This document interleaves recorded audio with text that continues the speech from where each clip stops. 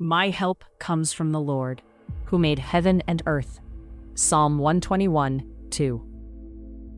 All right, let's jump right into today's explainer. We're looking at a short but absolutely powerful devotional text. And the core focus here is something a lot of folks look for: God's constant support during hard times. When you really dig into this source material, you realize it's definitely not just a random collection of nice words. It's actually a really beautiful, logical progression about where to draw strength when things get, frankly, incredibly difficult.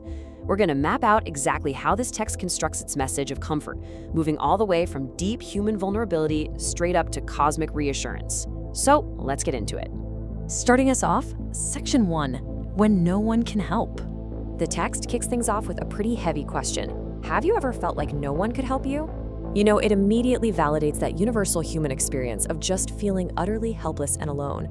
By asking this right out of the gate, the material meets the reader exactly where they are, which is often a place where earthly, human assistance has just completely run out. Acknowledging that isolation sets the perfect stage for the massive shift in perspective that the text is about to introduce. Because right here, we see a huge pivot. The text presents a promise that, according to the source, changes everything. It's not just a comforting pat on the back. The material frames this as a total paradigm shift. It's literally the hinge for the entire message, telling the reader to look away from that isolation we just talked about and toward a definitive, unchanging source of support. Moving right along to Section 2, the architect's great promise. The entire foundation of this support is anchored in an ancient quote from Psalm 121:2, stating that help comes from the Lord, the maker of heaven and earth.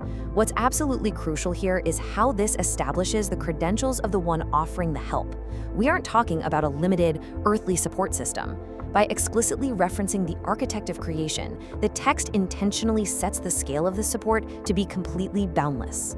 So the material sets up this direct comparison. It's kind of like a cosmic weigh-in. You've got your problem on one side and his power on the other.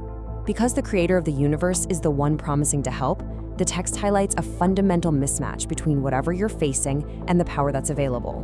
The logical conclusion it draws is simple but profound. No matter the hardship, your problem is simply not greater than that power. Which brings us to Section 3, Infinite Power, Intimate Care. Okay, this is where the source material gets really fascinating. On a macro level, you've got the architect of creation literally holding the stars in place. But the text pairs that incomprehensible cosmic scale with microcare, seeing every tear, hearing every prayer. The point the text is making is that this immense power doesn't make God distant. Instead, it allows for deeply vulnerable, intimate care for the individual going through a hard time.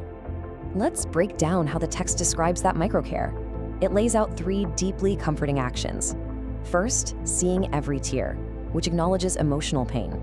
Second, hearing every prayer, acknowledging cries for help. And third, knowing exactly what you need. This shows a perfect, intimate understanding of your unique situation. The text uses these specific points to assure the reader that their personal struggle is entirely seen and understood. Now, you might be wondering what happens when you can't see anything actually changing.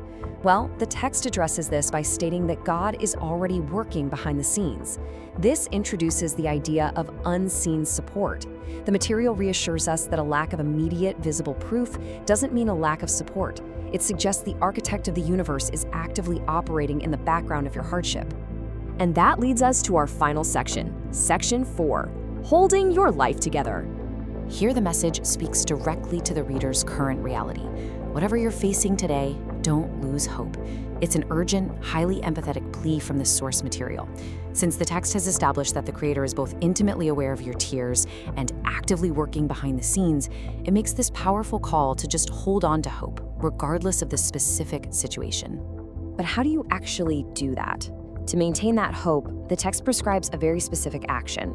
Lift your eyes to the one who created the universe. It's an instruction to actively reframe your perspective. The material is essentially asking you to shift your focus away from the overwhelming problem right in front of you and to look up, aligning your perspective with the sheer magnitude of the Creator. And this brings us to the core synthesis of the entire devotional. If He can hold the stars in place, He can certainly hold your life together. It takes the ultimate example of macro-level stability, literally keeping the cosmos intact, and applies it directly to the messy, chaotic reality of human life. The logic the text uses here offers incredible comfort. the immense power required to sustain the stars is more than enough to sustain your life. We wrap up this explainer with the text's direct call to action. It asks the reader to claim this promise by stating, "The Lord is my helper," and to share that support with their community, turning private comfort into shared encouragement. So as we close out our analysis of this material, I'll leave you with this thought. When you look up at the stars tonight, will you just see a distant, cold universe, or will you see the visible proof of the exact same power that this text promises can hold your life together? Thanks for watching. Please like and subscribe.